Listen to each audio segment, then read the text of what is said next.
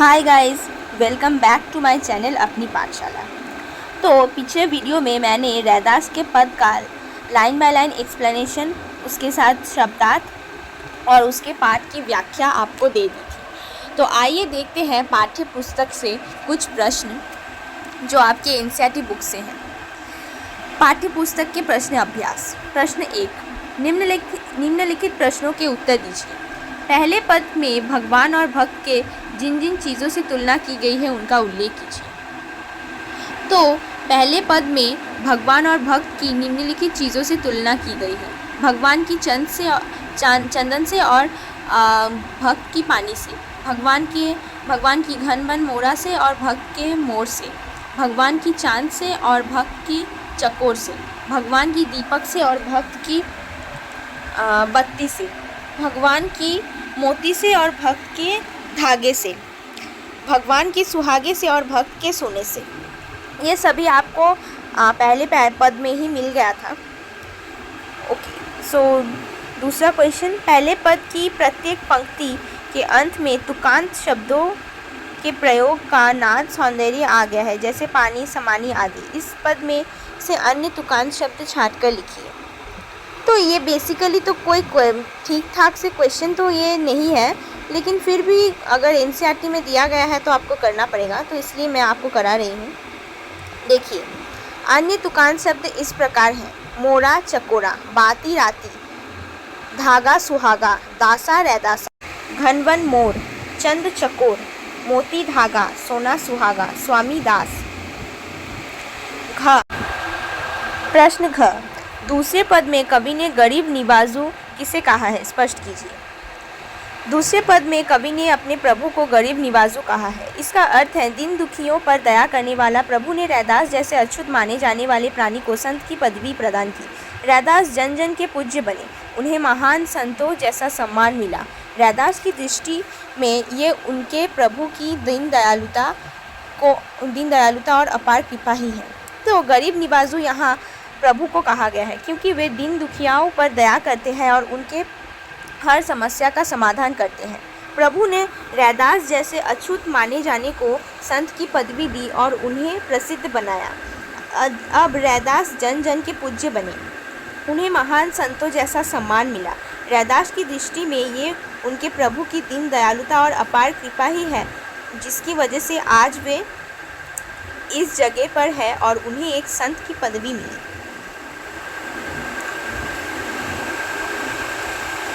दूसरा प्रश्न देखिए, दूसरे पद की जाकी छोटी जगत को लागे ताप पर तू ही ढरे। इस पंक्ति का आशय स्पष्ट कीजिए। इसका आशय है रैदास अछूत माने जाते हैं, वे जाति से चमार थे, इसलिए लोग उनके छूने में भी दोष मानते थे। फिर भी प्रभु उन पर द्रवित हो गए, उन्होंने उन्हें महान संत बना दिया।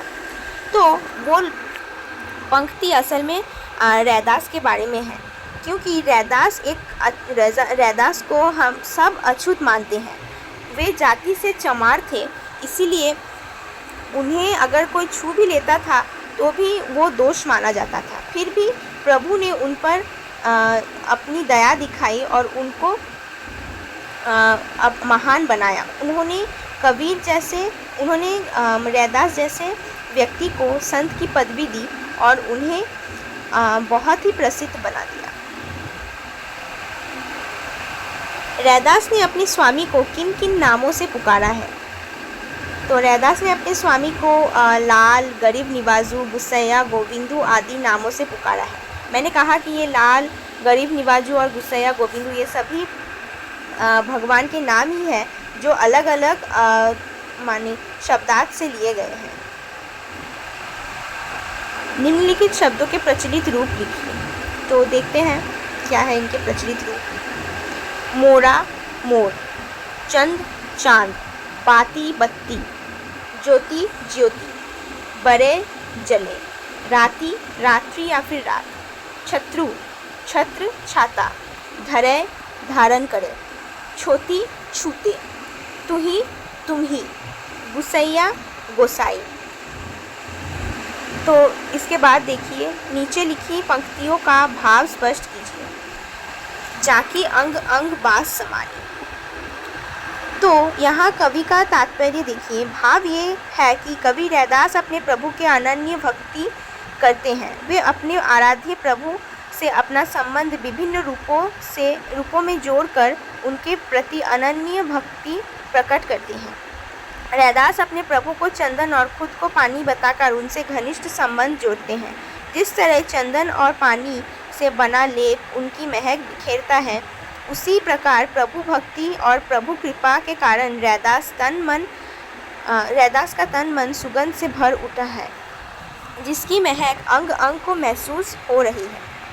तो जाकी अंग अंग बास समानी का अर्थ है कि रैदास अपने प्रभु के अनन्य भक्ति करते हैं, मतलब वे इतने ही लीन रहते हैं कि उन्हें और कुछ दिखाई ही नहीं देता।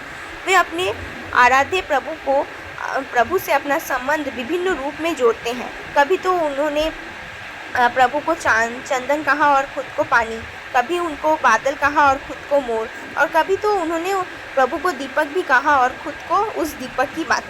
ऐसे ही जब उन्होंने अपने आप को पानी से तुलना की और प्रभु को चंदन से, तो उनका एक घनिष्ठ संबंध जोड़ने के लिए उन्होंने ऐसा प्रयोग किया। जिस तरह चंदन और पानी से बना लेप अपनी महक बिखरता है, उसी प्रकार प्रभु भक्ति और प्रभु कृपा के कारण रैदास का तन मन सुगंध से भर उठा है, जिसकी महक अंग अंग को महसूस हो रही है। दूसरा देखिए, जैसे चितवत चंद चकोरा। भाव ये है कि रैदास अपने आराध्य प्रभु से अनन्य भक्ति करते हैं। वे अपने प्रभु के दर्शन पाकर प्रसन्न होते हैं। प्रभु दर्शन से उनकी आंखें तृप्त नहीं होती हैं। वे कहते हैं कि जिस प्रकार चकोर पक्षी चंद्रमा को निहारता रहता है, उसी प्रकार वे भी अपने आराध्य को दर्शन कर प्रसन्नता का अनुभव करते हैं। तो ये भी एक तुलना की ही भांति है। उन्होंने कहा है कि अगर प्रभु चांद हैं तो वो चकोर पक्षी हैं।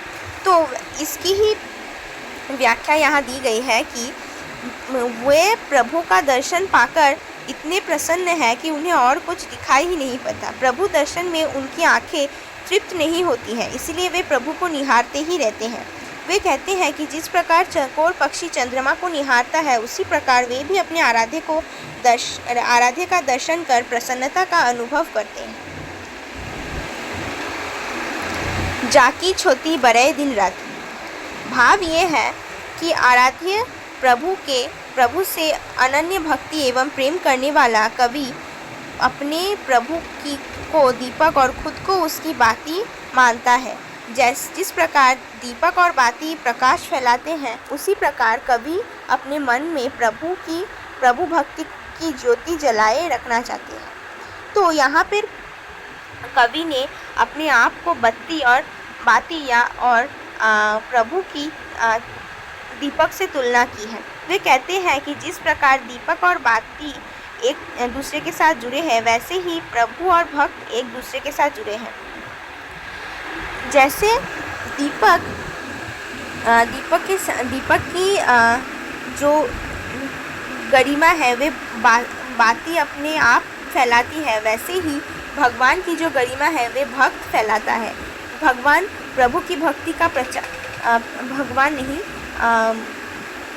भक्त अपने प्रभु की भक्ति का इस तरह से प्रचार करता है कि वे हमेशा ही उसकी ज्योति अपने मन में जलाए रखना चाहता है। ऐसी लाल तुझबिन कौनू करे। प्रभु की दयालुता, उदारता और गरीबों से विशेष प्रेम करने के विषय में कवि बताता है कि हमारे समाज में अस्पृश्यता के कारण जिन्हें कुछ लोग छूना भी पसंद नहीं करते हैं, उन पर दयालु प्रभु असीम कृपा करते हैं। प्रभु जैसी कृपा उन पर कोई नहीं करता है। प्रभु कृपा से अछूत समझ जाने वाले लोग भी आदर के पात्र बन जाते हैं। तो यहाँ पर कवि ने कहा है कि प्रभु की दयालुता और उदारता और गरीबों से विशेष प्रेम करने के विषय में हमारे समाज में जो अस्पृश्यता के कारण जिन्हें कुछ लोग छूना भी पसंद नहीं करते, उन्हें प्रभु हमेशा ही अपने मन के अंदर रखते हैं और स्वयं प्रभु ही उन्हें पूछते हैं, क्योंकि वे हर समस्या को पार करके भी अपने प्रभु को भक्ति के रूप में उनकी पूजा करते हैं। उन पर दयालु प्रभु असीम कृपा करते हैं। प्रभु जैसी कृपा उन पर कोई नहीं कर सकता, और प्रभु की कृपा से अछूत समझने वाले लोग भी आदर के पात्र बन जाते हैं। मतलब जिनको अछूत समझा जाता है, प्रभु की भक्ति के कारण हम उससे भी आदर का पात्र बना देते हैं। नीचहु ऊंच करे, मेरा गोविंदु काहू तेना ढरे। संत रैदास के प्रभु अत्यंत दयालु हैं। समाज के दीनहीन और गरीब लोगों पर उनका प्रभु विशेष दया दृष्टि रखता है। प्रभु की दया पाकर नीच व्यक्ति भी ऊंचा बन जाता है। ऐसे व्यक्ति को समाज में किसी का डर नहीं रह जाता है। अर्थात प्रभु की कृपा पाने के बाद नीचा समझा जाने वाला व्यक्ति भी ऊंचा और निर्भय हो जाता है। तो संत रैदास अपने प्रभु को अत्यंत दयालु समझते हैं, दया दृष्टि रखता है। प्रभु की दया पाकर नीच व्यक्ति भी ऊंचा बन जाता है। ऐसे व्यक्ति को समाज में किसी का डर नहीं रह जाता। अर्थात प्रभु की कृपा पाने के बाद नीचा समझा जाने वाला व्यक्ति भी ऊंचा और निर्भय हो जाता है। तो संत रैदास के प्रभु अत्यंत दयालु थे और समाज के हर दीनहीन और गरीब व्यक्तियों के दुख को हर लेते थे और उन्हें एक विशेष दया दृष्टि प्रदान करते थे। प्रभु की दया पाकर हर नीच व्यक्ति भी ऊंचा बन जाता है। ऐसे व्यक्ति को समाज में किसी का डर नहीं रह जाता। अर्थात प्रभु की कृपा पाने के बाद नीचा समझा जाने वाला व्यक्ति भी ऊंचा और निर्भय बन जाता है और अपने दर्जे को समाज में स्थापित करता है। प्रश्न 3, रैदास के इन पदों का केंद्रीय भाव अपने शब्दों में लिखिए। तो पहले पद का केंद्रीय भाव ये है कि राम नाम की रट अब छूट नहीं सकती। रैदास ने राम नाम को अपने अंग अंग में समा लिया है। वे उनका अनन्य भक्त बन चुका है। दूसरे पद का केंद्रीय भाव ये है कि प्रभु दीन दयालु है, कृपालु है, सर्वसमर्थ है तथा निडर है। वे अपनी कृपा से नीच को उच्च बना सकते हैं। वे उद्धार करता है। तो पहले पद में केंद्रीय भाव ये है कि कवि ने राम नाम को अपना रट मान लिया है, अब वे छूट नहीं सकता। रैदास ने राम नाम को अपने अंग अंग में समा लिया है और उनका अनन्य भक्त बन चुका है। दूसरे पद का केंद्रीय भाव है प्रभु दीन दयालु है, कृपालु है, सर्वसमर्थ और निडर है। वे अपनी कृपा से नीच को उच्च बना सकते हैं। वे उद्धार करता भी हैं। निम्नलिखित प्रश्नों के संक्षिप्त उत्तर दीजिए। प्रश्न 1, रैदास को किसके नाम की रट लगी है? वे उस आदत को क्यों नहीं छोड़ पा रहे हैं? रैदास को राम नाम की रट लगी है। वे इस आदत को इसलिए नहीं छोड़ पा रहे हैं क्योंकि वे अपने आराध्य प्रभु के साथ मिलकर उसी तरह एकाकार हो गए हैं जैसे चंदन और पानी मिलकर एक दूसरे के पूरक हो जाते हैं। तो रैदास को राम नाम की रट लग गई है और वे इस आदत को इसीलिए नहीं छोड़ पा रहे हैं क्योंकि वे अपने प्रभु में समा जाना चाहते हैं। जैसे चंदन और पानी मिलकर एक दूसरे को पूरक बनाते हैं, वैसे ही कवि उनके प्रभु को अपने अंदर एकाकार या फिर अपने अंदर समा लेना चाहते हैं। प्रश्न 2, जाकी अंग अंग बास समानी में जाकी किसके लिए प्रयुक्त है?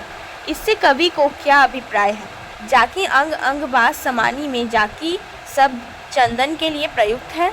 इससे कवि का अभिप्राय है जिस प्रकार चंदन में पानी मिलाने पर इसकी महक फैल जाती है, उसी प्रकार प्रभु की भक्ति का आनंद कवि के अंग अंग में समाया हुआ है। तो जाकी अंग अंग बास समानी का अर्थात ये है कि जाकी शब्द चंदन के लिए प्रयुक्त है और इसका अभिप्राय है चंदन में पानी मिलाने पर इसकी महक फैल जाती है। उसी प्रकार प्रभु की भक्ति का आनंद कवि के अंग अंग में समाया हुआ है और कवि इससे दूर नहीं होना चाहते। जैसे चंदन की खुशबू पानी की हर बूंद में रहती है, वैसे ही कवि भी अपने हर भाग में अपने प्रभु को बसा लेना चाहते हैं। प्रश्न 3, तुम घन बन हम मोरा, ऐसी कवि ने क्यों कहा है? कवि अपने प्रभु के अनन्य भक्त हैं, जिन्हें अपने आराध्य को देखने से असीम खुशी मिलती है। कवि ने ऐसा इसलिए कहा है क्योंकि जिस प्रकार वन में रहने वाला मोर आसमान में घिरे बादलों को देख प्रसन्न हो जाता है, उसी प्रकार कवि भी अपने आराध्य को देखकर प्रसन्न होता है। तो रैदास अपने प्रभु के अनन्य भक्त हैं, जिन्हें अपने आराध्य को देखने में असीम खुशी मिलती है।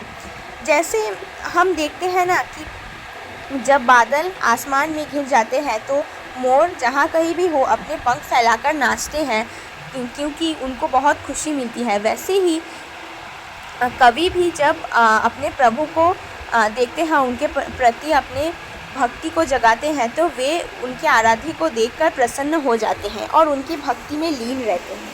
प्रश्न 4, जैसे चितवत चंद चकोरा के माध्यम से रैदास ने क्या कहना चाहा है?